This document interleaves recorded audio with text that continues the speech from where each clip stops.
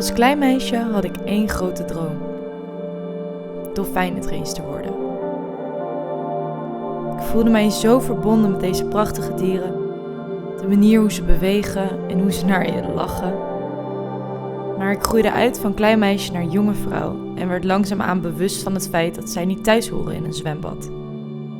Nu zal ik nooit meer dit soort plekken bezoeken, maar zijn er niet nog veel meer zaken waar ik me niet bewust van ben?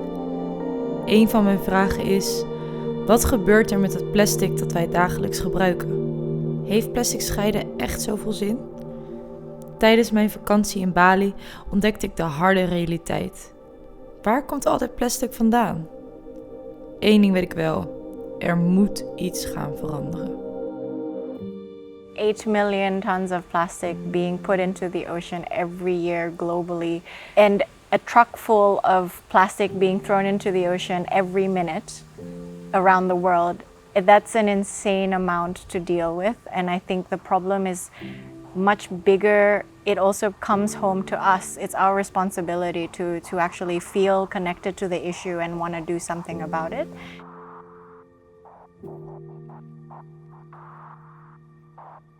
We know that there's a global waste crisis, right? Like, we are generating more waste than we are able to handle. The problem is moving so much more quickly than we're finding solutions. Entering any supermarket, it's very difficult. A standard supermarket, you look at one shelf and it's hard to pick one thing that doesn't have plastic wrapped around. When you take it off the shelf, do you ask yourself the question, where does it end up after I'm done using it? No. But it might end up somewhere here.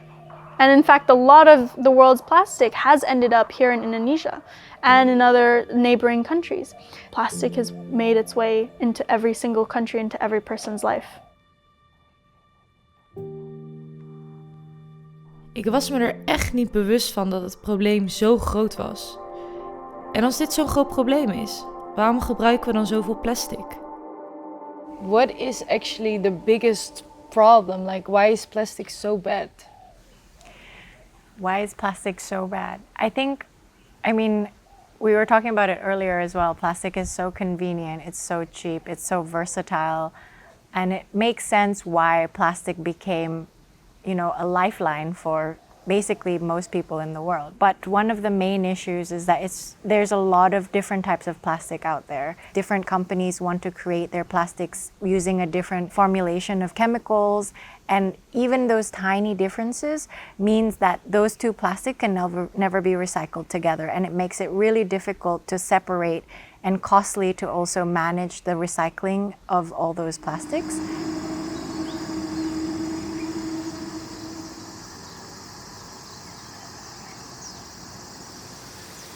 Every country has an issue, and in fact, in the West we generate so much more waste than in some of the developing world. But it's a kind of out of sight, out of mind problem. It gets collected, it gets taken away, and nobody really knows what happens to it. But even across the West, landfills are at capacity. They are overflowing. They're no longer being properly managed. You end up with contaminated groundwater, public health issues.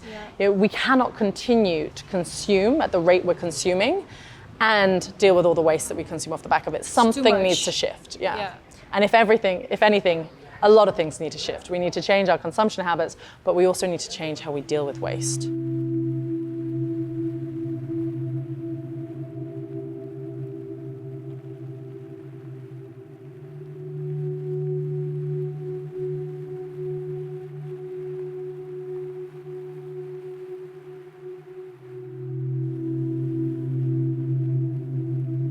It's hard when households don't separate their waste. And it's not just households, it's hard when the waste collectors that come, especially in this part of the regions, they don't separate them. They just put everything together. Yes, they put everything in one truck and then they burn it, or they put it all straight into landfill. Or they don't collect it at all.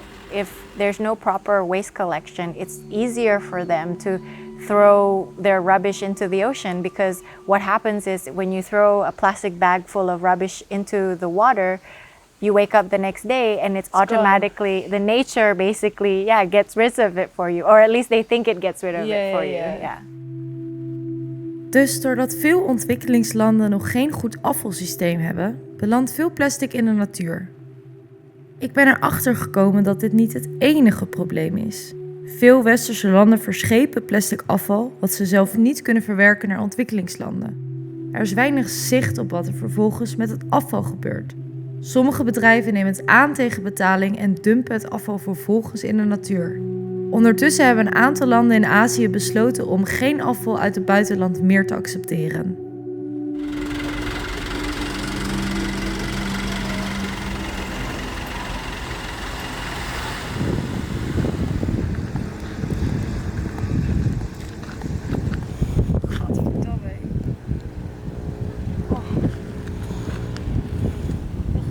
Botten is ertussen.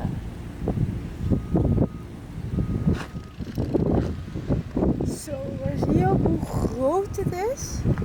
Hoe ver daar helemaal doorgaat. Wat doen ze hiermee dan? When waste is not separated, it becomes very toxic. Yeah. The rubbish becomes very toxic and it seeps into the earth. And then the toxic waste can be absorbed by some of the waterways, which then becomes your drinking water, and you're basically drinking that toxic water that's coming out. That's what I also heard, that we're actually drinking plastic. Yeah, it's getting into our bodies, it's getting into, and even if we don't drink it directly, we're consuming plastic because there's so much plastic particle that's going into the ocean, which the fishes eat. They eat microplastic, and then we catch the fish and we eat the fish. So it's getting into our bodies in many, many ways, not just from water, but also from the things that we eat, including, farm animals or plants and ocean as well. It's everywhere. It's everywhere. Maar wat is microplastic nou precies? Laten we eens even kijken naar hoe microplastic ontstaat. Stel, er ligt een plastic drinkfles in de zee. Door de combinatie van zout water, de golven en de zon breekt de fles af in miljoenen kleine stukjes. Dit is microplastic. Uiteindelijk eet de vis de microplastic deeltjes weer op. De giftige stoffen van het plastic worden opgenomen in de vis. Uiteindelijk wordt de vis gevangen en eten wij de giftige stoffen weer die de vis heeft geabsorbeerd. Plastic is niet biologisch afbreekbaar, waardoor het voor altijd in de oceaan blijft ronddrijven.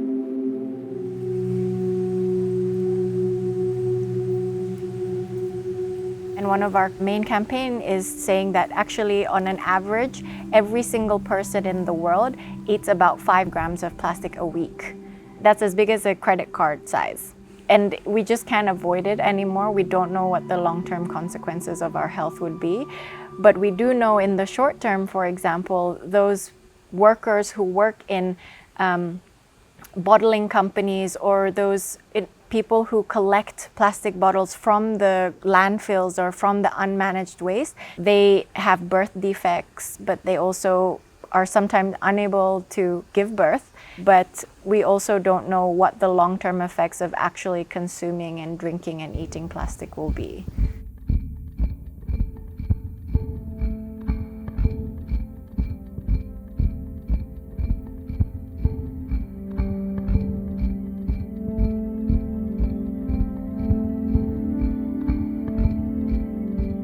Plastic is one of our side project to support our main project to protect the turtle. The turtle will think, eat it. Because they think it's a jellyfish. Yeah, because they think it's jellyfish. Yeah. How many turtles do you rescue? Is it like once a week or? Most of the turtle eat plastic just die already in the ocean. So we just get late. Voor ieder persoon op deze wereld ligt er ongeveer 25 kilogram aan plastic in de oceaan. Per uur komen er ongeveer 10 Olympische zwembaden aan plastic bij.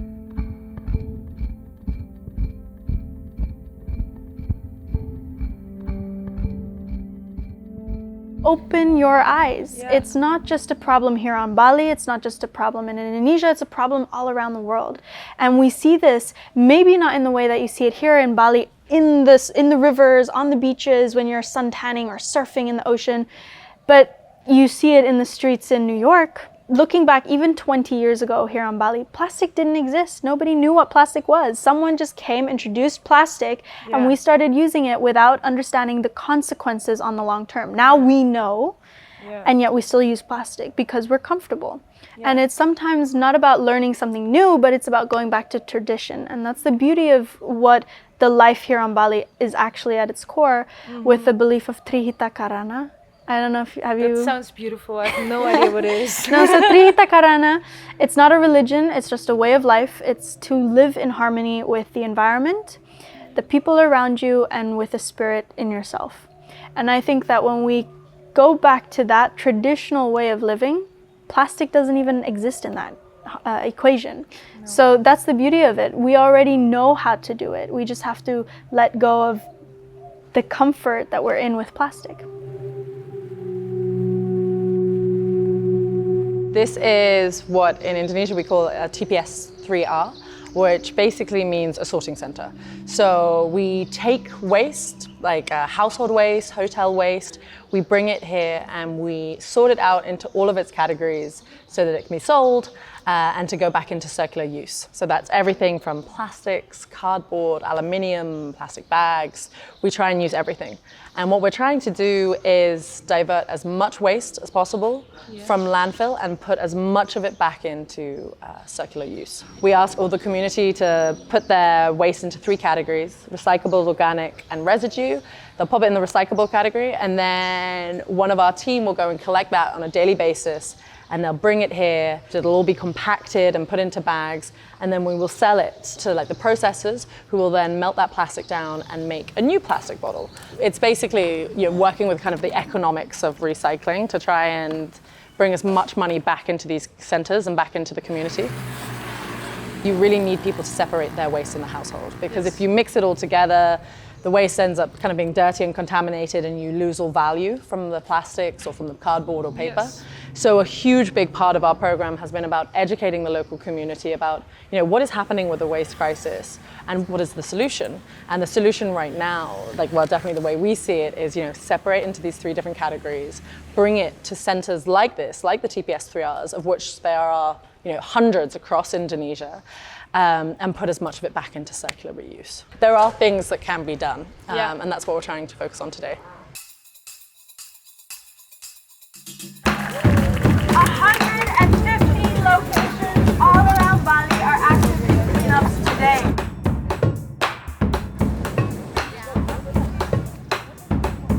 Plastic bags, plastic bottles,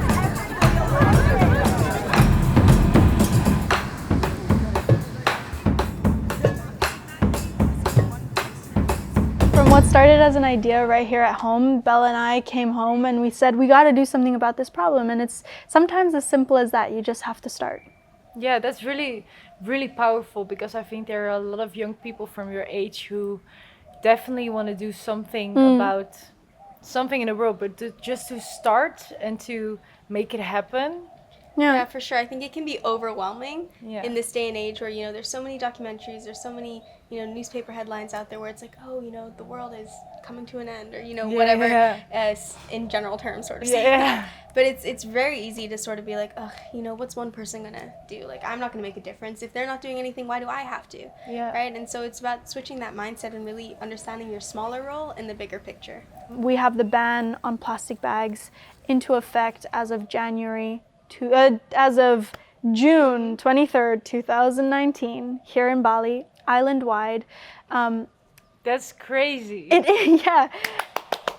I think our team had a dance party in the office the day it was announced. I wish I was there to celebrate it. It's I know.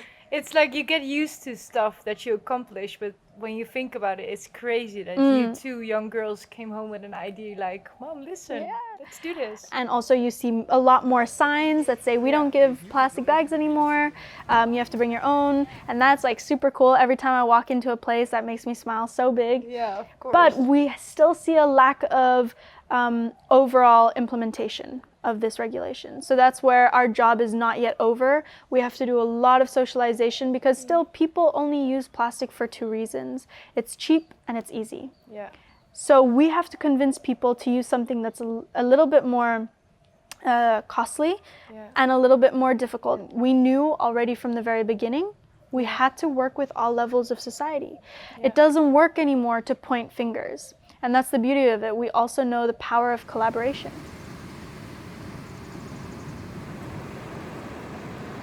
So what could be a solution, like, or maybe a thing that we can all do? There are two ways. One is, of course, separate your waste, try to minimize the use, and the best that you can as an individual, just be more aware of your waste and how you're throwing it away. You can avoid plastic, but you can definitely try to minimize and make things better. The second way, I think, is everybody has a voice, and if you feel that things are not the way that it should be, start a petition or make your unsatisfaction heard by other people, even if it's small. We buy everything in our supermarket and a tomato is packed in plastic, like everything is surrounded by plastic. From another perspective, you can always unwrap it and then give the plastic back to the supermarket. Well, they can reuse the plastic, but also they'll know that customers are getting very angry and not satisfied with this kind of behavior anymore. It's not acceptable.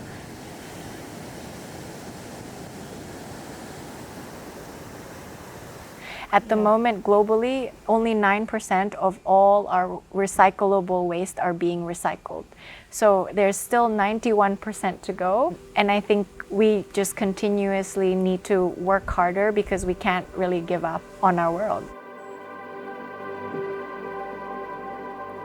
Ik denk dat als we met z'n allen ons net even wat anders opstellen richting plastic en ook gewoon richting de aarde, dat we op een hele andere wereld kunnen leven.